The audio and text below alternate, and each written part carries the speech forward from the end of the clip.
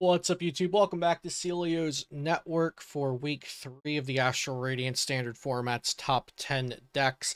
I did not do a week 2 video because I felt like my week 1 video pretty much summed up the next week as well. There weren't major changes, and I've been preparing for events both for myself, my testing partners, and students. So I took a short break from YouTube, and we're back with the top 10 decks again. Now, this is mostly my opinion. These are not statistically ranked, but they are influenced by results from major in-real-life events and also some online events. So this is my opinion, but heavily influenced by actual results. And please, of course, leave your opinions on this top 10 list and these deck lists that I'll also be showing in the comments down below. Before we get into it, shout out to all my wonderful sponsors that help keep this channel going. Dragon Shield Sleeves, PotownStore.com for your PTCGO needs, Card Trooper Games, great place to pre-order booster boxes and products like the new Pokemon Go products, currently out of stock for pre-orders at the time of recording this video, but I'm sure they're working on getting more. Beast Coast Pokemon, the YouTube channel where we create collaborative Pokemon content for the trading card game, video game, and more, and also PokemonCard.io, a great place to make your deck lists, share them, and view other community members' deck lists on the website. This is my top 10 list, so if you wanted to come to the video just to see the top 10 decks in my opinion, here you go, but I'll be explaining them more throughout the video, and I'll also be showing deck lists for each of these archetypes. So number 1 is still Mew VMAX for me. The deck is just so consistent. One of the biggest things is that it does not really care if it goes first or second. It can play pretty strongly from first or second, which is not something that most decks can do. It might really be the only deck on this list that I'd say you don't care about the coin flip. Every other deck has a preference, a heavy preference, and Mew still typically chooses to go first, but it still feels it feels so much better going first or second with Mew compared to every other deck that really wants to go first or second. And that's a big thing because you're going to, lose the coin flip 50% of the time statistically. But Mew VMAX is also just a very strong deck. It can knock out things on turn 1, and if it goes first, it's going to be knocking out things on turn 2. It's hard to counter because it can one-shot basically anything, so even dark Pokemon that are one-shotting it can typically be one-shot back in a lot of situations. Mew VMAX also has a single prize attacker, which can trade favorably against counters. It can go through effects like Miltank's ability with the Max Miracle attack. It kind of has an answer to most things, and even its matchups that seem like they would be pretty bad aren't that bad because Mew VMAX just has raw power on its side. So Mew VMAX is still going to be my number 1. Number 2 is going to be Palkia. Now, the Turbo Palkia variant did come out in Australia this weekend, and I've heard that that has a better matchup to Mew VMAX, but a worse matchup to Palkia mirrors, and also doesn't really have an answer to Miltank other than the Greninja, unless I'm mistaken on that one. But it can boss around the Miltank since it plays 4 boss, so that's good. But yeah, Palkia being either the Intellion variant or the Turbo variant, and we'll look at lists for both in this video, but I'm lumping them both into the same archetype for number 2.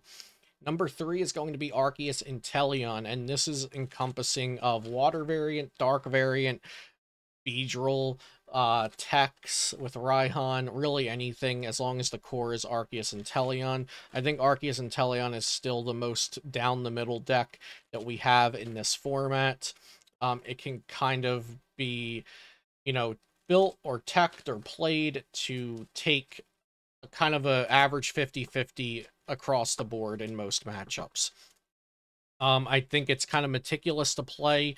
It's hard to play perfectly because there aren't that many decisions to make, but each decision holds a lot of weight. Kind of the opposite of Mew VMAX, where with Mew VMAX, there's a lot of decisions to make, and you can mess up on a couple along the way, whereas Arceus Intellion, there's a very small amount of decisions to make each turn, but every one holds a lot of weight and value within them. So I do think Arceus Intellion's more meticulous to play over the course of a 9-round plus day 2 tournament. So keep that in mind if selecting it, but I do think it's still you know, the 50-50 deck of the format. Regigigas is really strong. Regigigas is stronger than I ever thought it would be. I never thought it would even hit the number 10 mark on this list, let alone the number 4. But Regigigas has a favored matchup versus Mew and Palkia. Palkia can add the Ice Q that doesn't take damage from basic Pokemon after attacking, and that is really hard to get around. Regigigas can get around it with Escape Rope or Boss or whatever, but you have to be playing enough of those to actually get around Ice Q enough times. But other than that, Regigigas is good against Mew and Palkia. It's I get against Arceus and Intellion, but can still win. It's generally okay against most things because most things are multi-prize decks, and Regigigas is completely single prize. So I think Regigigas is very strong. It's kind of just an aggressive beatdown deck with some interesting sequencing and interesting setup that you have to know how to play the deck. You know, just get some reps with it if you decide you're thinking about playing Regigigas. It's not the hardest thing in the world to play, but it's definitely different than your typical deck. But it's very good. It's favored against the top 2 decks, so that's enough to make it number 4 for me. Number 5 is Arceus Jolteon Vivid Voltage, the memory capsule. So just, there's a lot of variants to this. There's the Cinccino version that Philip Schultz won a Brilliant Stars regional with. There's the Malamar VMAX version, the Gyarados VMAX version. I think the Malamar VMAX version's the best because it's also decently good enough against Mew VMAX because it has a Dark Attacker. It's still not like super favored versus Mew VMAX because not much is super favored versus Mew VMAX. But it's good enough, and it shuts down Intellion engines if you get it set up, and Palkia and Arceus Intellion and some of the other decks we'll talk about here all use water abilities and Intellion, so the memory capsule is good for that reason, but in my opinion, the memory capsule decks have been so clunky in testing, and sometimes they can even lose to the decks that seem like auto wins, which is what has kept me off of them at the moment. Number 6, Intellion Toolbox. This has also been called Hoopa Moltres in the past. It's been called Dark Intellion. It's been called a lot of things. Basically, you just stuff whatever counters you think you need to beat the meta into this deck, and you beat every deck, in theory. We will look at a list, though, in this video that did beat every deck. It went undefeated at a 5K event, I believe. There were a lot of like 5Ks and 3Ks and 1Ks recently. So we'll look at a list that actually did go undefeated at an in real life event, you know, successfully countering the things it was trying to counter. It can be a little inconsistent. It can lose to Jolteon Memory Capsule. It can lose to decks that have prepared for the text that you think beat those decks. So it's not foolproof, nothing really is, but it is a deck that if you want to have an answer to everything, this is probably your deck. Number 7 is going to be Blissey Miltank, and another one that we'll look at an interesting list for today that's a little different than the norm, but I think could be better than the norm. Blissey V can tank damage and rack up a bunch of energy to do a lot of damage, and then of course Miltank can just, you know, win the game if your opponent doesn't have something that hits through its ability. So Miltank can be really good on its own as well. Number 8 is Frostmoth Box. This deck got 9th at Melbourne Regional, but it's a deck that we've known about. You know, it had some performances over in Japan, but it's also been around YouTube and Twitch and Play Limitless events so far as well prior to the 9th place in Melbourne, but we'll take a look at that 9th place Melbourne list today in the video. Number 9, Ice Rider Calyrex. Ice Rider VMAX should just be really good, because with a Belt or a Leon, it hits 280, and Palkia and Arceus Intellion, or Palkia and Arceus, both have 280 HP, which makes Ice Rider good. But Ice Rider also has to discard all of its energy. It's also worth 3 prizes. It's also dependent on the Intellion engine, so it's a little bit clunkier than I like most of the time. Ice Rider is that deck that seems like it should be perfect on paper, but then you play it and it doesn't actually feel good to play. At least that's been my experience with it. And lastly, at number 10, we have Arceus De Raladon. Arceus De Raladon's better than it seems, I promise. It's pretty good versus Palkia because you don't have a bench. It's pretty good against Blissey V and Regigigas. Actually, it just auto-wins Blissey and Regigigas. You hit through the Miltank with De Raladon. Regigigas can't hit you because of your ability unless they're playing heavy path. And Blissey can't hit you unless path is out. So those decks need to find path to hit your Duraludon. And then it's just generally good against decks that are not prepared for the tankiness of Duraludon and the applied pressure of the consistent 220 every turn. It's not overtly strong enough or overly consistent or, answers everything. That's why it's at number 10, but it is better than some people think it is. And now there are decks that are good and can win events that can top 8 that are not on this top 10 list. These are the top 10 decks that I would consider, decks that I want to play or beat or expect to win. It's not to say that other decks can't win, but these are the ones that I expect to do well. Now let's move on and look at some of the lists. So here we have the 12th place Melbourne list by Jeremy Lim for Mew VMAX Genesect. I'm not going to spend a ton of time on every list, so you can pause if there's a list you really want to look at a little longer. This list chooses to not play Training Court and no Basic Energy, and that seems like it did fine for Jeremy. He got top 16, and, it's not winning the event. No Mew VMAXs went into top 8, but top 16 is still a great placement. So I'd say the no Basic Energy ended up working out pretty well for Jeremy here. But other than that, we've looked at so many Mew VMAX lists over the past 6 months. It's there's not much to talk about at this point. Next is the 5th place Palkia Intellion list by Henry Brand from Melbourne. Playing a couple of Irida, not playing any Battle VIP Pass, just playing the consistency of Quick Ball, Level Ball, Ultra Ball, and 4 of your important Pokemon. Playing Double Choice Belt and a Jammer, which is interesting. That's actually really interesting to see, because up until this point, lists have just been either playing 2 Belt or a Belt and a Jammer. We have no Tool Scrapper and no Leon in this list. Leon has been omitted from a lot of decks, from a lot of Palkia lists. I originally thought it would be in like every one because you want to hit Arceus for a lot of damage, you want to hit Mew VMAX for a lot of damage, but I don't think players are really, or at least these lists didn't respect Arceus that much, and Arceus is a lower meta share than Palkia and Mew, so that doesn't make sense. But I think it's a really solid list from Henry. He also played the rope, so you can rope into Greninja without having to hard retreat your Palkia V-Star and then get a Moonlight Shuriken play off, which has been a really nice use of rope in my testing as well. Next is also Palkia, so we're still on number 2 here because this is the turbo version that actually won Melbourne Regionals. It's not playing the Intellion engine. It plays the Celebrations Mew with Mysterious Tail to look at the top 6 and grab an item. It plays Diancie with Princess's Curtain.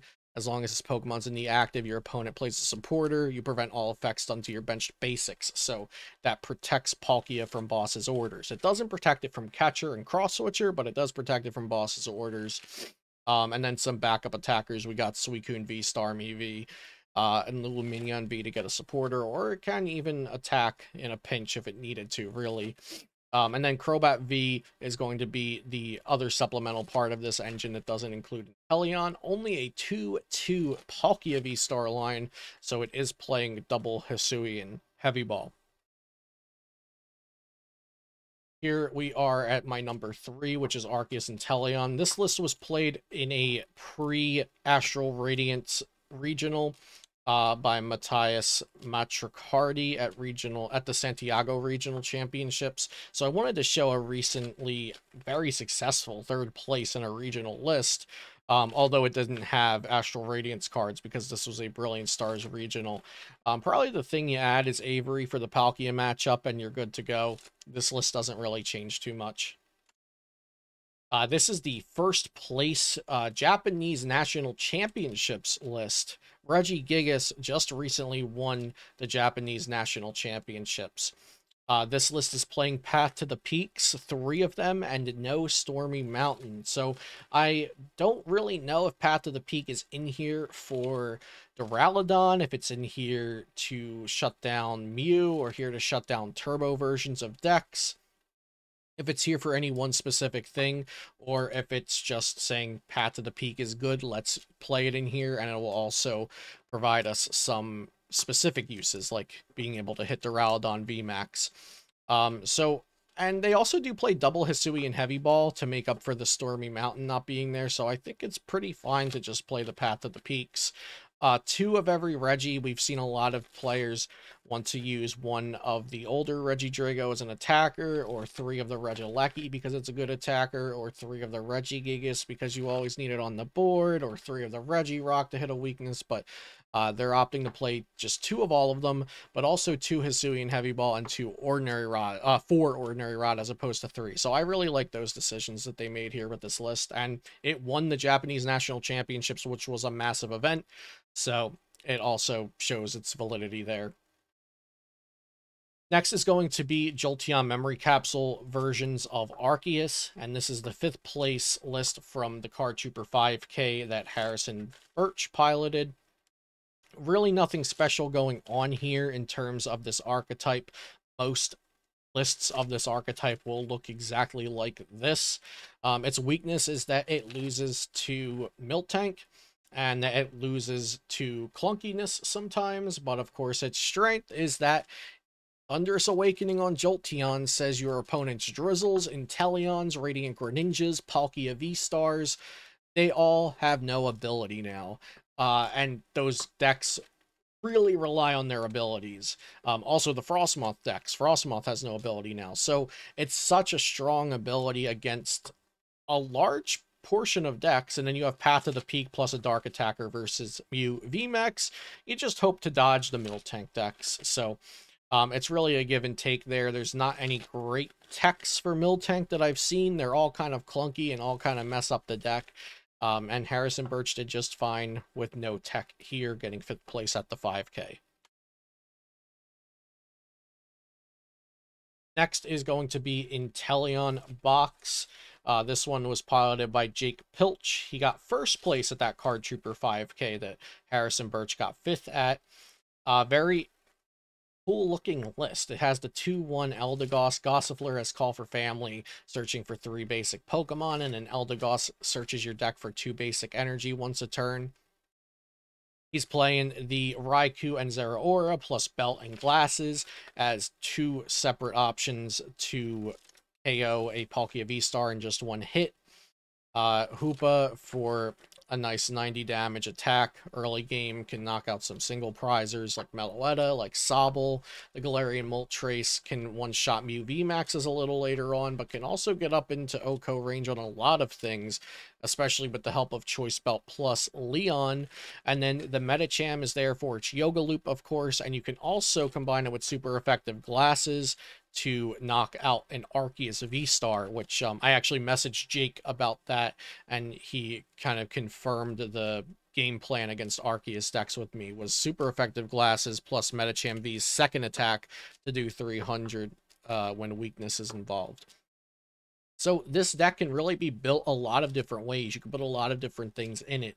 This specific list worked for Jake on this day in that metagame, but you might need a different list on a different day in a different metagame. That's why this deck isn't higher. Although it can be built to beat everything, you have to make the right calls on what you want to beat that day. Next is Blissey Miltank, and this is a list by Shintaro that only had 1 Miltank in it, because the reasoning I see here is that they saw that everybody was starting to counter Miltank in these online events, so Shintaro dropped down to 1 Miltank and is focusing less on the milk, and added more healing options for Blissey, and is now focusing more on the Blissey. I think this was a really good choice, because Blissey is going to be hard to kill, especially for Palkia, when you have 3 Avery, and then you have all this healing, you have the Cape of Toughness, and then even for other decks, it can be hard to knock out, because Cape of Toughness puts it at 300 HP, and you have 3 Hyper Pots, 2 Team Yell Towels, 3 Switch Carts, and you also have Charon's Care to just straight up pick it up if you want to. So this can be an annoying deck, even if you have a Miltank counter. Next is Frostmoth Box, and this is a 9th place list from Melbourne Regionals, piloted by Jack Underwood. I rather like this deck and this list. The Lapras is really cool. If one of your Pokemon were knocked out by damage from an opponent's attack last turn, you do 110 and you paralyze their active Pokemon. So if they don't have a switching out, the paralysis can really stick them there. And Crabominable does 90 plus 60 damage for every damage counter on the defending Pokemon. So that really scales up quickly with just a couple of quick shootings. Greninja's Water Shuriken, or I'm sorry, not Water Shuriken. What's it called? I can't even see on the card here because it has a 1 in front of it. But I do have a Palkia list, Palkia deck in real life right here. Now I want to know what it's called without clicking off of our presentation here. Moonlight Shuriken. Moonlight Shuriken from Radiant Greninja. Discard 2 energy and do 90 to 2 of your opponent's Pokemon. That can also set up Crabominable plays, but it can also just snipe your opponent's Sobbles and their Drizzles. So I think this deck's really strong. It is a little bit convoluted to play. There's not a lot of raw power going on in here. It's more technical power and more, you know, having strategies that do well against meta decks. So it's not a deck I would pick up and play the next day. I would get some time with this deck, learn the ins and outs, and see if there's things that you want to change about the list. Next, we have Ice Rider Calyrex VMAX. Again, I was talking about this earlier. It can hit 280 with its max lance attack, in addition to a Choice Belt or Leon, helping it up to that 280 number. And then we also have Palkia V-Star's Star Portal ability to accelerate energy to it in a pinch, and Ice Cube with Block Face as a counter to Miltank and Regigigas, but the deck can be a little clunky in my experience. If it sets up well and it plays the way you want it to, I think it's a very strong deck with a lot of raw power, but I don't think there's a lot of comeback potential in games where you don't have a great start. And in games where you just miss a piece at some point, the deck feels very underwhelming because Ice Rider Calyrex VMAX is worth 3 prizes. So it doesn't feel good if you ever fall behind or you miss something at some point, as opposed to, you know, double prize decks have a little bit more leeway to miss something at some point and still have a shot to come back. And lastly, Arceus De Raladon. Oh, I'm sorry. That last list was piloted by Cash Vinder Singh. Cash pilots Ice Rider a lot. He's a great player, so I trust his list there as well. Should have mentioned that. Arceus De Raladon here got 3rd place in an online event piloted by username Festive Art. I'm not a big fan of the Crushing Hammers, but I wanted to show it off to you guys because it was something a little different in terms of Arceus De Raladon. You don't always see the Crushing Hammers. But everything else about this list I think is pretty tried and true, with the 2-3 Duraludon line with the Mustard, 4-3 or 4-2 Arceus, the stadium choices. Training Court isn't always seen, but it is helpful sometimes because you do only play 3 fighting energy, and Duraludon needs a fighting energy to attack. I did talk about this deck a lot in the top 10 deck lists slide, or the top 10 archetypes slide. It's good against Reggie. It's good against Milk. It's good against Blissey. It's like slightly favored, I think, versus Palkia. And then Mew is like a coin flip, which Mew is a coin flip for a lot of decks. And then Arceus decks are sometimes good, sometimes bad, depending on how many Charons they play. So it's not the perfect deck, but like I said, it's basically better than people think. And that's what put it at the number 10 spot for me. So one more time, there's my top 10 decks this week. Going into the week of June 13th, we'll have Milwaukee Regionals happening at the end of this week. And then the following week will be NAIC. So this list is good preparation for NAIC, but better preparation for Milwaukee. And I will have I'll have plenty of updated thoughts after Milwaukee going into NAIC. So thank you guys so much for watching. Have a great day, and I'll see you next time here on Celio's Network.